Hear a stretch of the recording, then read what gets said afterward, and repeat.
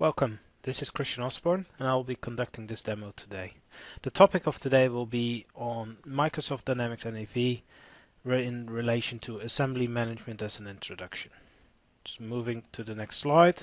So the demo consists of 5 parts. So as the slides details, the first part will be an introduction into assembly to stock, the next into assembly to order in relation to a sales order, then how you can undo a sales order that's already been shipped in relation to assembly order, and then the fourth part, if you want to process an assembly to order and you already have some available inventory of that item, and the final fifth part, if you want to investigate the cost distribution of an assembly BOM. Okay, so now moving to NAV 2013, one sec. So here in the departments, under the warehousing, you have an option assembly. And before we start the demo will be on the scenario that within Cronus, they actually want to assemble cables that consist of connectors and a couple of items, and also resources allocated to assemble a cable. So the demo has been set up prior to this video in setting up a couple of new items, and also the stock of those items have been bought, and also some assembly BOMs has been set up. If needed, you will find all the necessary information in the manual that goes alongside this demo script. Okay, so now moving to the items.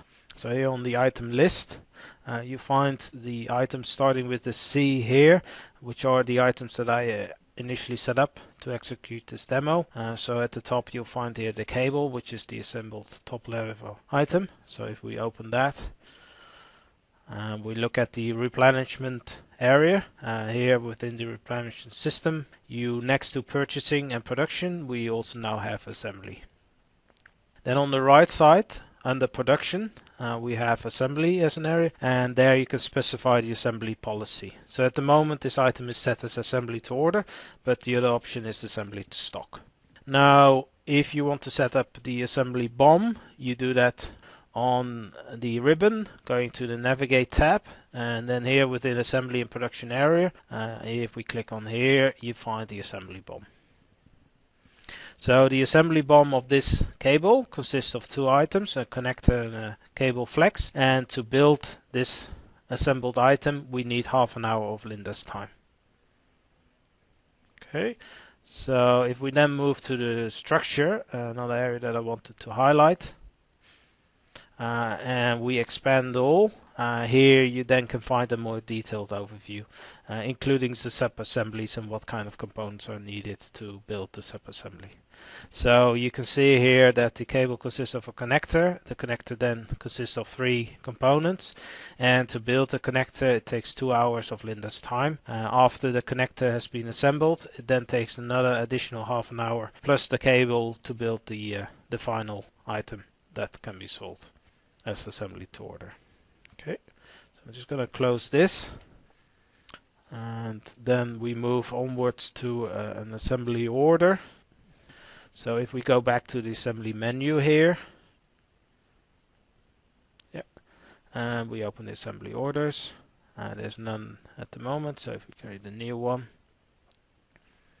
and we select the item being connector,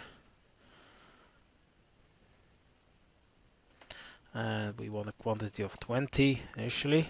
After I entered the 20, you can see here that the components are populated on the lines, including Linda's as a resource. And here on the assembly quantity to assembly, so if we initially only wanted to assemble 14, you can see here on the line that the quantity to consume changes to 14 as well. So if we want to post this, okay, and we post that. So it's actually now the system is posting all the assembled consumptions and its output.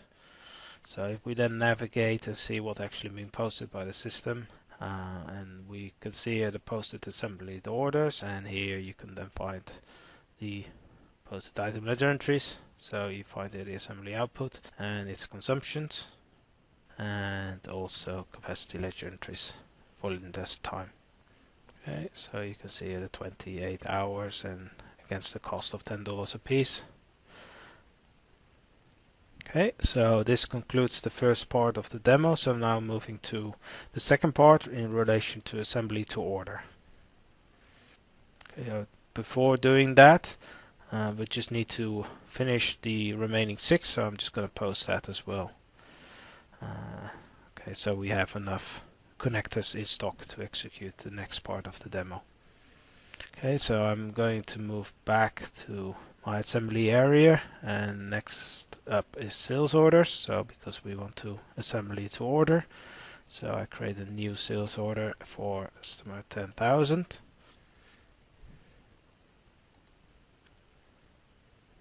Okay, and the item will be cable. Okay. Against default assembly item, default location code blue, because blue is the location we'll be using in this demo. So, and we want 10. So here you can see that the reserved quantity has also been set to 10, and the quantity to assembly to order also 10, which basically means that there's now a link assembly order linked to this sales order. There are different ways to look up this order. So one is you can drill down from the quantity to assembly to order. So that's one way. The other way is you can do it from line here, assembly to order. So there are different ways of looking up the assembly order. So if we're just going to from here. So for example, if the customer phones up and they say instead of 100 centimeters of the cable, we actually want 200 centimeters. You can change that here within the assembly order. So it's very easy to delete, modify, or adjust quantities there. Okay, so now moving back to my sales order. So if the customer also phones up that instead of a quantity of 10, they actually want a quantity of 12, we now get this warning message, which is a first level bomb. So next to the availability of the parent item, the cable, you'll also find the availability quickly of the first level of the bomb. So it basically says, okay, we want current quantity being set on the sales order is 12, reserved is 10 against the existing assembly order, able to make 12, and we have 2 on inventory. So what the system is actually saying is that we haven't got enough to build another 2, but we have 2 in stock already. So I'm just going to click yes here. And if we then look up the assembly order again, the other thing you'll see is that everything being synchronized. So here now instead of 10, there's 12, and the same for the consumptions. Okay, so I'm just gonna close that. Now the other 2 things you can do from here is you can detail the exact price and if you approximate time of delivery, day of delivery to the customer. And the way to do that is you go to line, assembly to order, and then here roll up price. So at the moment it's 525, so if we click yes, it now changed to 645. So taking into account the 2 additional items and the modifications made on the assembly order. So another step is that if you want to see if you can deliver on time or deliver, the other option is that you go to assembly line, assembly to order, and line item available by BOM level. I would expand everything here. Now here you can see the available quantity, and you can see what is actually on stock and able to make of the parent item. And it basically details here that you can make 2 additional connectors to fulfill the order. So there are no direct issues in fulfilling this sales order for the client. And another way, so for example, if the order entry person wants to see in the near future if they will have enough items to make. So if we click on that, and we say okay, location blue, because that's the location that we're going to use. So, and show details. If we preview that, here you can then see being the work date being the 23rd of January. So in 2 days time we will get some scheduled receipts coming in. So then we'll be able to make additional quantities. So there's no immediate concern that we will not be able to deliver additional sales orders for this item. Okay, so I'm just gonna close this and close that form. So now back to the sales order here. Another way, another action that we can do from here is we can give some pick instructions to the warehouse people. So if we click pick instructions here and just do a preview there. Here you can then give detailed quantity assemble, so you can give a pick instructions to the warehouse. So what actually needs to be picked from connectors and what time Linda needs to deliver. Okay. So I'm just going to click that.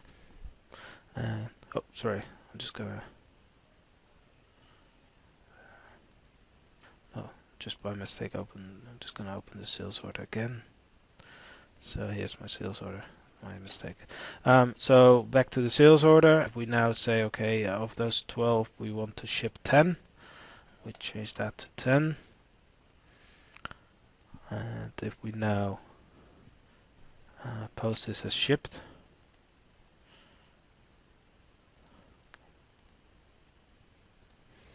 so a lot of postings are made in the background.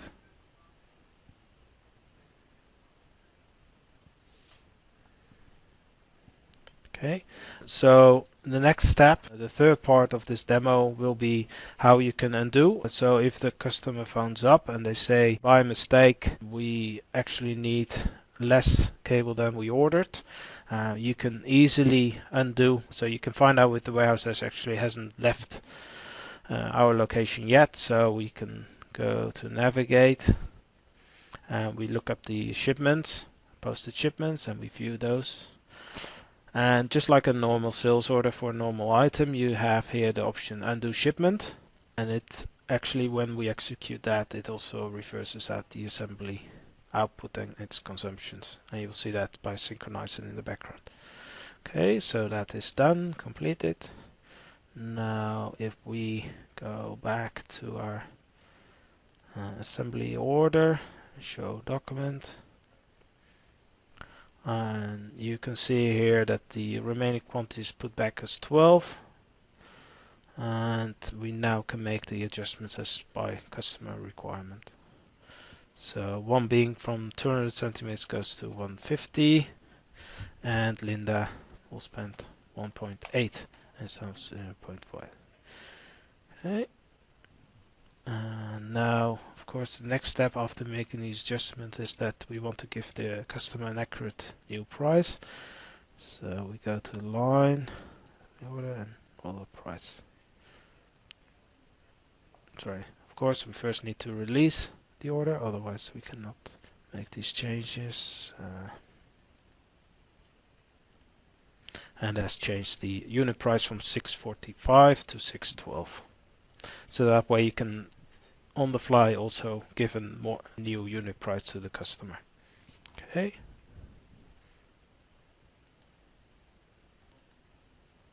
Okay, so moving forward, we're going into the fourth part of this demo, because we now want to ship the 12 items, and I'm just going to re-enter this 12 again.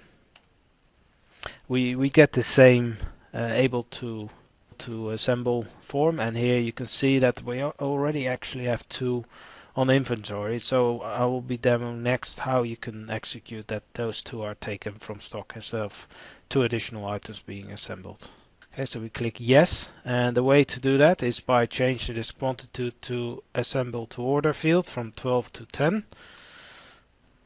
So now we're only going to assemble 10 items instead of 12, and the remaining 12 to be shipped will be taken from inventory, and you will see that also from the availability here on the sales line details fact box.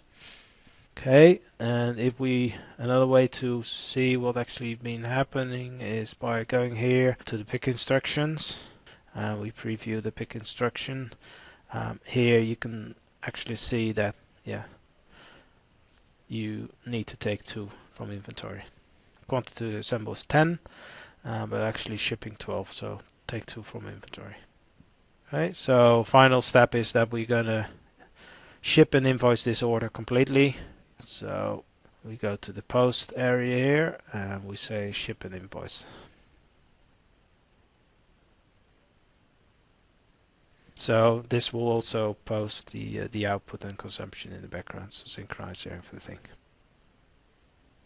Okay, so after this is invoiced and shipped, we are going to move to the final and last part of this demo. If we want to get a better understanding of the cost of an assembled item. So I'm just going to close this and then move back to my assembly menu. So going here, and I'm just going to open the cable, the main item. So here, back to the cable. So if we want to get a better understanding of how the BOM cost shares looks like, the way to do that is by going to the Navigate tab and then Assembly Production Area. And if we then look at, so here you've got the BOM cost share report, and we expand that again, and we just going to increase the columns here. So here you can find all the rolled up material cost, rolled up capacity cost of all the components, and also the resources. So for example, you find here the cost that make up the cable item. Okay, that's the and the other thing is you can also visualize this. So if I do the cost share distribution visualization, and so first of all I want to do, so you have single level and roll up level. So first I'm going to roll up level, and then you can do all and first level BOM. So I'm just going to first level, and I'm going to include the details. And when I do a preview, here you can then find a more detailed overview of how the cost is built up of the cable, including what the direct cost is and the indirect cost, what percentage is labor, what is percentage is material, and overhead.